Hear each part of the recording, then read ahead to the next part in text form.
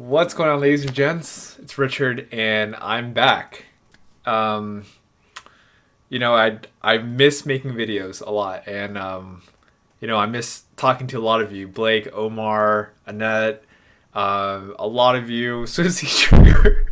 I'm sorry, I keep reusing the same names over and over again, and there's so many of you that comment or used to comment or whatever, comment frequently on my videos that for some reason I remember conversations and when I see them like, oh yeah, that's right, but I can't remember you off the top of my head. Anyway, in this video, uh, I think it's gonna be a longer video because I'm kind of catching up on everything that's been going on for the past few months, the challenges of taking care of my dad, who has dementia. And so I'm going to break this video into three different parts.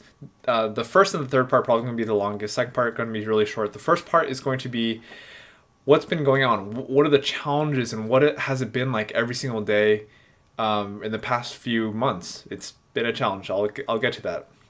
Second part is how did I flip the switch? How am I all of a sudden making videos now? Because I'll tell you, I have not been motivated and I have not wanted to make any videos for the past few months. And there's a really good reason for that, I guess you can say. And the third one is kind of what I've learned through this whole journey. Like it's been a painful journey for the past 4.5 months. But I've learned so much out of it, and I'm still learning. This journey is always continuing. Okay, let's get started. So, what has the past 4.5 months been like? I've talked about it in the past few videos, but essentially, what has my day looked like every single day? Let's start with that. Every single day, let's start with when I wake up in the morning. I wake up in the morning not wanting to do anything. I wake up in the morning, usually around 8 or 9 in the morning, which is for me late, considering I prefer to get up when I'm on my A game at like 5, 6 a.m. In the morning. Let's see, I have not been doing my morning rituals. I've been just rolling out of bed, kind of because I have to, and because, I cook my dad 3 meals a day so he could eat. And so I roll out of bed because I have to make breakfast for him at 8 or 9 o'clock. He wakes up pretty early, like 7 o'clock or something. And he every single morning he usually like nags me like, "Hey Richard, get up, get up. Hey Richard, you need to get up right now, because if you don't get up, there's no hope in this household." So just a little bit about my dad. If you haven't watched my previous videos, he struggles with dementia.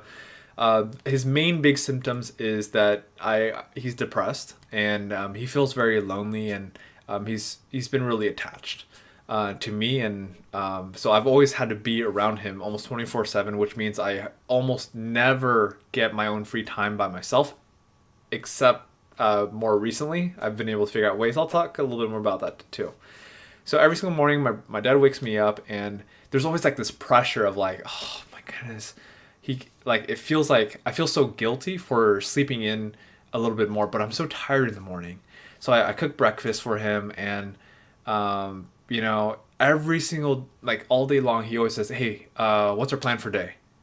And I'll be like, "Let's see, I don't know today. Like, there's no plans," because I have to create a schedule for him every single day, and it gets really exhausting. And on those days where I don't have anything planned, I'm like, I don't know, like. I know in my mind, I'm like, I know what I'm going to do. I'm going to sit at my computer and entertain myself in whatever way, like watch videos or play games. But I don't know what to do for my dad every single day, and it's so much pressure. Let's see. So he's always, like, all day long, he's always asking me, "Hey, Richard, what should I do? What should I do?" Every single day. And it's been so draining. So what does my typical day for me look like? Let's see. Honestly, I've been trying to, for the past few months, I've been trying to live day to day, like just get by the day. It's been challenging, and one thing that really challenges me a lot is this idea, like, look, I've been in this personal development realm for a while now, and I know that we get to choose the thoughts that we think. So if we're in a tough situation, like I was every single day, and every single day, I just chose to take the easy way, which was just be stressed out and let it be. And I felt so ashamed and guilty that I chose to take the easy way, in a way, and not step it up. A lot of it also is because in the past 4.5 months, I've done a lot of stepping up and pushing myself like, Richard, okay, handle the situation. Go for it. Do it. Let's do it. Let's take action. And a lot of times I would take action. Sometimes it would work. Most of the times it would just fall back and it would fail. And a lot of it, look, a lot of the past 4.5 months have been discovery, trying to figure out how can I better help out my dad to make him feel better. That way I can have my own free time because I'm spending 24/7 with my dad all the time, and it's super draining. Let's see. So, what has been my daily look like? Wake up in the morning, I make him breakfast, lunch, and dinner. Um, at the very beginning, when he was really depressed and lonely, he's like, Richard, come here, come here. He would always call me over to his room, and I would always chat with him. And I'd just be so drained. I'm like, oh, I don't want to. I'm like, okay, fine. I'll go over to his room because if I don't, he gets really, really emotional and he starts crying and starts sobbing and he feels really bad. And it's almost to that point where like if it seems like he wants to like end his life or something like that. And I'll be honest, like there's points in the past 4.5 months where I felt the same way too. I'm like, dude, this life is miserable. Like I can't keep doing this for the rest of my life. And it felt like there was no way out. Also, I guess this should be have mentioned before, but I am the primary and only person really taking care of my dad right now. My mom kind of got stressed out, and so she needed to take a break away from this whole situation. So that's kind of what's going on. Brother and sister, they have their own lives, and I think starting now, and a lot of people have mentioned this, like, why don't you get your family involved? And I think I'll work on doing that. Okay, so what else? Day to day. So besides breakfast, lunch, and dinner with my dad, it's gone in phases. There's some points where I'm like, you know what? I'm just going to freaking eat out every day because I'm way too lazy or tired to cook. And now it's kind of like the flip. Like I'm way too tired and lazy to go out and eat. And I realize like money is kind of starting to become a factor. And I just want to make sure that I'm not spending too much on food. So I cook every single day. Really simple stuff. Like he eats the same thing all the time, like wonton noodles because he likes soup and nothing too oily. Um, let's see. So what do I do every single day? Honestly, it's like the past few months, the past 1 or 2 months, I'll speak to this because the past 1 or 2 months have been very consistent every single day. It's been how can I get the most time to myself and not have to interact with my dad because he's been draining me so much. And I've been, like trying to isolate myself. And look, I haven't been interacting with anyone, like barely looking at YouTube comments, which is weird for me. Like not interacting with friends. I haven't posted on my Facebook in like 2 months, like my fan page. Just I'm like a lot of these things. Like I've been disconnecting myself because, I've been looking at my Facebook feed scrolling through it once in a while, watching random videos, YouTube videos, playing a lot of games, and like part of me like I played a lot of games like I almost played or whatever it doesn't matter if it was games or videos or whatever, like I did whatever I did to occupy myself through this like tough situation, almost just like ignoring or trying to ignore or cope with the challenge and the difficulties of every single day. By no means is that the best way to do it, and I wish I was more responsible and I handled it in a different way, but it's what I did, and it was difficult. Let's see, I would go to sleep every single night around 2 to 3 a.m. Because when I first started taking care of my dad, I would go to sleep really late because that was the only time during the day where I had my own free time. Between like 9 p.m. and 3 a.m. was when I had my own free time because he was sleeping. That was the only time. And besides that, it was like constant pressure. Okay, so Whew, I think that's enough about kind of the day to day. Oh, let me kind of finish up with what's going on recently. So recently, I finally kind of mustered up enough energy to be like, okay, Richard, how can we make this situation better?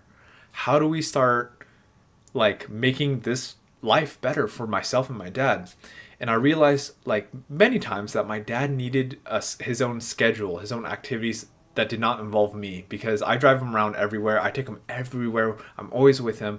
And I finally created a schedule where almost every single day of the week, he has something to do that doesn't involve me, whether it's going to church, going to adult daycare. It could be going to a Taiwanese culture center with, for some exercises. He was for the longest time, it was so difficult for me to figure out what does he want to do, because he was so picky. Like, oh no, I don't want to do that. That's, too many old people. They're all sick. I don't want to hang out with them. Or no, I don't want to do that because, I've Tai Chi. Like, I already know how to do it. These people are amateurs, and my Tai Chi is so much better. Like there's all these little complaints, and like I'm like, oh my goodness, like help me out here, Dad. Like, what do you want to do? And he's like, oh, I don't know. And so I had to, spend the time like really figure out like what does he want to do, and it's been so challenging. Okay, so that's kind of what's been going on. I will say in the past 1.5 weeks, it's gotten a little bit better, but this goes into point number 2. So the second part of the video is what kind of got me back onto making YouTube videos again. And look, this is only my first video back, so it's hard to say that I'm going to keep doing it. I'm pretty sure I will, just off a gut feeling. But what made me come back to it? And what made me come back to it, honestly, was it was very spur of the moment. It was like, dude, I feel inspired today. And I'm like, dude, I'm making a YouTube video. And that idea just clicked for me just a few minutes ago. And that's why I'm recording right now. So what kind of got me out of this mindset?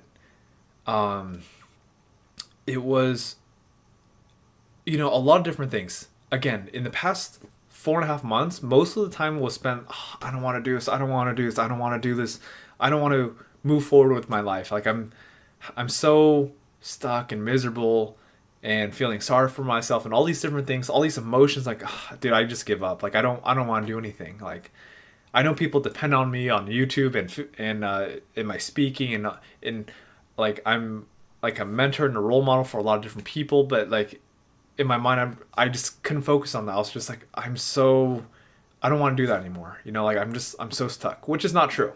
I still do want to do it.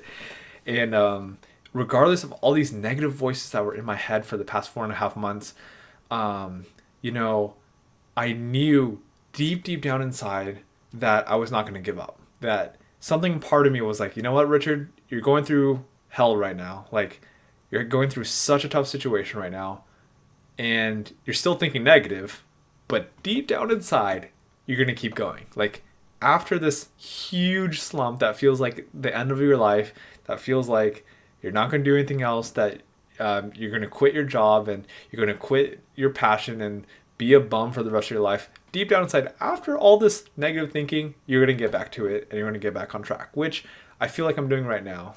We'll see. Just a gut feeling. I think I'm going to this right now is kind of a turning point for me. Okay, so that's kind of how I got back to YouTube. Or just starting with this video is that sudden inspiration. And this leads me to point number 3, very well connected. The lessons I've learned in the past few months. Whew. Wow.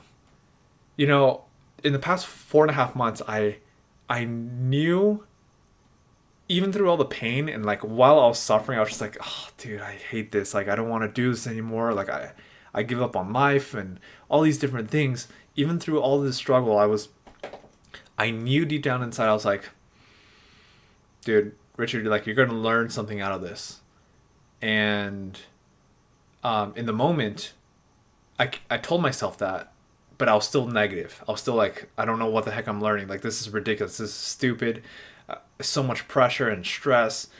And I think I could only discover a small percentage of what I've learned so far. So I'm gonna share with that with you right now, and I think everything else will come a little bit later, when I think about it more, process it more, and just continue to live my life. So what have I learned in the past few months? I'm just improvising. Let's see. The first thing I know, like, learn is I have to take care of myself before helping other people. This applied specifically with my dad. My dad was extremely needy, and he's like, Richard, help me, help me, help me, help me, help me, SOS, help me, I'm suffering, I'm gonna die. And I knew, like, all the stress. I was like, oh man, I really need to help my dad, otherwise something might happen to him. And every single time I would help him, I wasn't serving myself. Like, I would be even more stressed because I was kind of caving into his wants or needs, instead of being like, you know what, Richard, take care of yourself first before you help him. And I would just get more stressed out. And eventually, there hit like a point where I'm like, dude, this is scary, because if I don't do something for him, he might go crazy or something might happen to him. But I want to take care of myself first. So I remember kind of like this transition period where instead of doing things for my dad automatically, as I, went up to my dad, who's like, he was all stressed out and he was lonely, he was depressed, and I'm like, hey dad, look, I know you're going through a hard time, and I'm here for you. I'm really here for you. Like, I'm doing my best I can. I'm stressed out too. I need a little bit of time for myself. I need to kind of take care of myself and figure things out. Like, I don't know how to take care of you really, and I'm still working on it. And I know you want me with you by your side all the time, but I need my own free time right now. And just sitting in my room and doing my own thing. Whatever it is, playing games, hanging out, sleeping, napping. I know you think you really need me, but I need to take care of myself so I can take care of you. And, of course, my dad's going through his own challenges. Half of him is like, oh, okay, yeah, no, you're right, you need to take care of yourself. And the other half of him is like, okay, but yeah, come here, come talk to me first. Like, hey, I need you right now. And he always felt like that. And, over time, over a few weeks, 1 or 2 months, I noticed my dad start to understand this concept better and being able to cope with his own struggles better.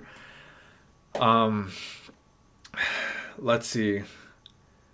So what I learned? Oh yeah, just we have to take care of ourselves first.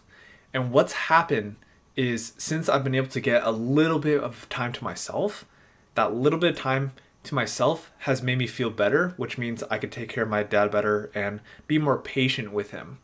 I've realized a lot of the things that stress me out every single day are not even my dad's fault. Things that stress me out, for example, my dad leaving doors open, my dad leaving the lights on, not flushing the toilet with a number 2 deuce. What else does he do? He leaves the milk out and it spoils. He leaves food out. He doesn't clean his dishes. He dresses, like, his dressing is a little funny. Like, he'll wear like mismatched socks, and he won't clean his room, and all these things I have to like pick up after him, and it's constant all day long, and all these things that stress me. I'm like, come on, can you just remember to do this? Like, just spend a little bit more energy to focus and clean up after yourself, so I don't have to stress about it. And for the longest time, I kept trying to figure out, like, what does this all mean? Like, I felt so like, come on, can you just respect me a little bit, Ba? Like, my dad, Ba, that's what I call him. Respect me a little bit. Can you clean up, like, just put a little bit of effort in cleaning up after yourself so I don't have to stress. And I realize, even whether or not my dad is trying his best or not, or putting that little bit of effort, even though he's going through a tough time too, I realize at the end of the day, like, I can't blame him for anything. Like, he is the way he is. And even if he chooses not to put in that little bit of effort, which I know sometimes he doesn't, I can't blame him for it. Like, I just need to be more patient with myself. And I've learned a lot over the past 4.5 months to just tone myself down and not overreact to a lot of these situations. Yeah, so now look, he still leaves doors on, leave doors open, lights on, the milk out, all these different things that I do, and I just, without putting too much energy to it, I'm like, okay, yep, let's just put the milk back, shut the door, close the light off. And sometimes it's kind of annoying because I gotta like walk downstairs or go out of my way to shut things off. But I try to not let it affect me too much, and sometimes I just leave the light on. I'm just like, it's not worth stress or being in a negative state to go walk all the way downstairs or to that his bathroom, which is like really far away, to shut his lights off. So I just leave it on until I feel calm enough to just do it without putting too much energy to it. So I've learned to be more patient. What else have I learned? Let's see. I talked about taking care of ourselves first. I've talked about not putting too much energy to something. What else have I learned? This is a small thing, but motivation. So right now I'm motivated. I feel inspired. I feel this positive energy. I know just through my life experience that motivation and this positive energy, like, yeah, let's do this, doesn't last forever. So far, this is my theory, is if you feel motivated or you feel like, oh man, I should take action right now. I think if you feel motivated, take action to whatever you want to do, that goal of yours. And here's the thing, motivation is going to run out. So when you feel motivated, that's kind of the time to like take advantage of it, start making your plan, and just go after it. What else? And look, when the motivation runs out, this is the time when we, as responsible people, get to keep going forward, fight through the unmotivated parts of our lives, and just keep going towards our vision. And whatever it is, waking up early, doing that extra 30 minutes of work, even if you don't feel like it, but you should. Just doing that one extra thing. And motivation is temporary. It's not going to last forever. But we got to take action on that. So that's what I'm learning. Let's see, other lessons I've learned in the past 4.5 months. I'm going to say that is good enough for now. So now let's kind of wrap it up. What's going on now? It's June 6th, 2016 right now, or about to be. June. Okay, so I got my speech tomorrow that I'm going to prepare for right after this. I'm a little tired, but I'm motivated to work on it and practice that speech tomorrow, and I'm not going to prepare for it. And it's a speech I've done like 50, 60, 70 times already, but I haven't done it well, so I'm going to re-prepare.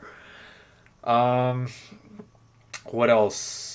Let's see. I got a huge speech coming up in less than 2 weeks. Apparently, it's going to be 1,000 to 4,000 people there. So, I'm excited for that. Nervous? Not so much. I'm excited. I think I got this. Some other things are going on. I'm taking my dad on a trip to Santa Barbara.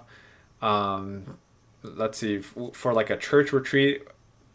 Look, I'm not Christian. But I joined a church and my dad, and I know he's kind of bored at home doing nothing, so I'm taking him to Santa Barbara, so he has some cool time there. I'm also going to Northern California to go to a speaking conference. I was really nervous. I'm like, dude, I don't know if I can do this because I'm taking care of my dad, and I'm just gonna bring my dad up there, and make it work. And what was cool thing about the speaking conference is, look, I signed up for the speaking conference, I don't know, like 2 or 3 weeks ago when I was at a low state. I was like, oh, dude, I'm not motivated. I don't want to do this. But I went to the speaking conference last year called Rock the Stage with Josh Shipp.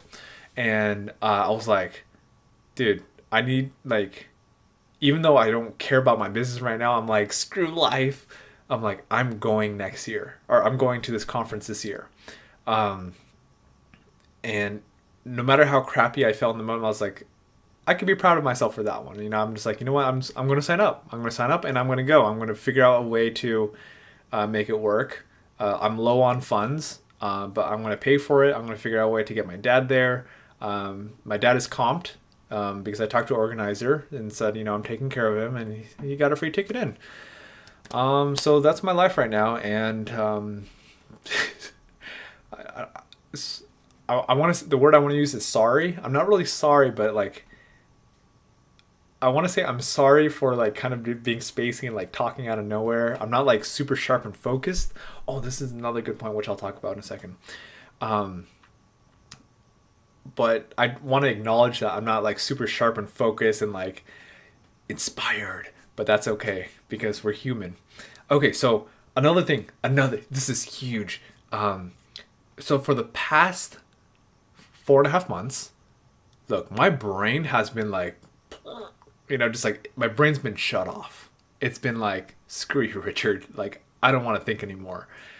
So my brain has not been on the A game. And one thing I've realized is stress, whatever. Okay, there's a lot of things that make your brain blah, like lagging and just like not think clearly. Your memory suck. What I've realized is my brain has been so much worse in the past 4.5 months. Why? Stress is like I know for a fact stress has been affecting it. Like my brain has been so hazy. I was hanging out with someone like 2 weeks ago, and I met her in a small group of like 8 people a month ago, and I talked to her for a really long time. Added her on Facebook. Her name's Dominique, and I'm like, dude, I totally know. Like I know this girl. Like I've met her, and 2 weeks ago, this is a 1 month after the first time I met her. 2 weeks ago, I saw her again. I brought my dad with me to this networking event, and I looked at her and I'm like, I don't remember her name. Like I'm like, I'm sorry, I don't remember your name. What's your name again? And she looked at me with this look like she almost looked offended. And I'm like, I didn't explain to her, but behind the scenes, but like stress and all this like negativity really affects our thinking.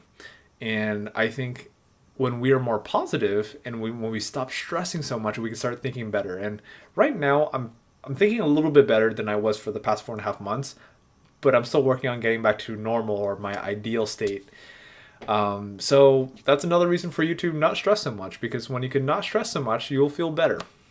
Okay, so last few thoughts for my friends out there who are going through a hard time or kind of stuck in their life and not sure where to go. Um, Look, all of us go through funks. We all do, and they're going to happen. And when we're in these funks, when I was in my funk, I felt like it was the end of my world. Like this might be life. That I might be a bum. I might not work anymore for the rest of my life and take care of my dad. And when he passes, I'll probably just, be a bum, sleeping on a couch or maybe homeless. A little bit extreme. I definitely did have those thoughts, and part of it felt realistic. Like if I keep going the way I do right now, that's where I'll end up. But here's the thing. Eventually, I'm not saying now or tomorrow or maybe next week or a month or a year or a few years, but eventually there will be some moment in your life that will inspire you and give you that little bit of motivation. And those are our opportunities to change our life around. And look, sometimes you'll have this spark a little motivation. You're like, oh, dude, that's really cool what just happened, and I feel good. And sometimes it'll go away, and we don't take action, and that's okay. But there will be a time where there's that one spark, that one moment in your life, in our lives, that we're like, you know what? This is it right here. This is the time when we start taking action, and we start changing, flipping our lives around. So I'm going to throw this concept idea to my good man Blake, who watches like all my videos and comments all the time, and everyone else. Please relate with this story. So Blake, you've been struggling for a while. You're what, 35 now? Sorry, 35, guessing. I remember something like that. Look, you're going through a hard time now. Your body's not doing well. you're in a tough situation, and it's not going to be easy. Life happens, and what I'm going to say right now is for everyone, Blake especially, but everyone, that that little moment, that little spark of inspiration will come, and that is the time where we got to just take action when we can. And sometimes we have to create, those opportunities for ourselves, even if we don't feel like it, we just push through it. And um, you know, I was talking to some random people on online dating sites, and really, really good conversation. And I figured out, what did I figure out? I just lost my train of thought.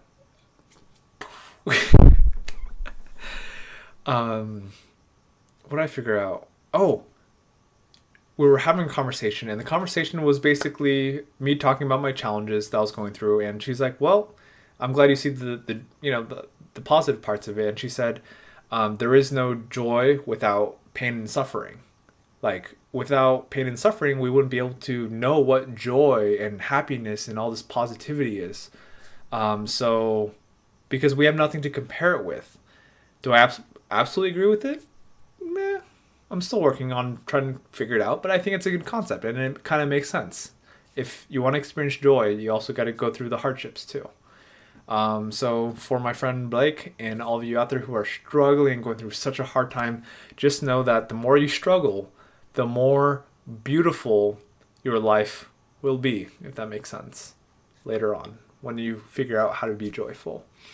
All right, I love you all, and thank you for giving me this opportunity. And if you watch this video all the way to this point, which is a freaking 32-minute video, if you watch this whole video and you saw this, me talking right now, write it, comment down in the comment section below, because you are a badass.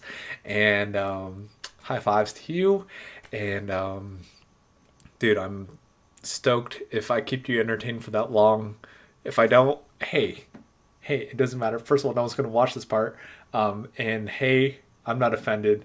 And I appreciate anyone for even just taking time to look at it. All right. So thank you so much. I'm excited. And I'm going to probably post more videos. I got to prepare for my speech. And voila, that's what we got here.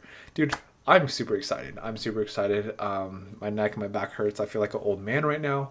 But I'm excited. And I think lasting thoughts is I'm going to... Oh, another thing I learned is that what I've learned is I finally see a different level of vulnerability that I have not crossed over in my YouTube videos. Like I sound like a hot shot right now. Like I'm optimistic. I got my life together. But there's another level of vulnerability which I think is more able to be expressed in daily vlogs. So I'm gonna try out the daily vlogs, or vlogging once in a while, so you could see the crap and the crap that I think on a daily basis. And I know I talk about it, and I don't know how, because vlogging takes a lot of work, and I kind of like not having that extra pressure to vlog and like record myself while I'm just freaking trying to live my life. But I'm gonna make it happen in some way. Okay, we'll see. Thank you so much, and leave that comment down below. Let me know that you watched to this point. Let me know what marker, because you're a freaking hero. All right. Thanks so much, and if you want to talk to me, shoot me an email. I respond to my emails for sure. YouTube comments. A little trick about that is, I think I will respond. I'll read them all, and I'll respond to as many as I can. But it's harder. It's getting harder and harder for me to keep up with the conversations because of their stupid platform. Sorry, YouTube. And it's hard to just keep track of everything. So shoot me an email, richard@richardkuo.com. That's my email, right? Love you all. Take care. See you next week or later this week whenever I choose to upload. What? Okay, take care. Love you all.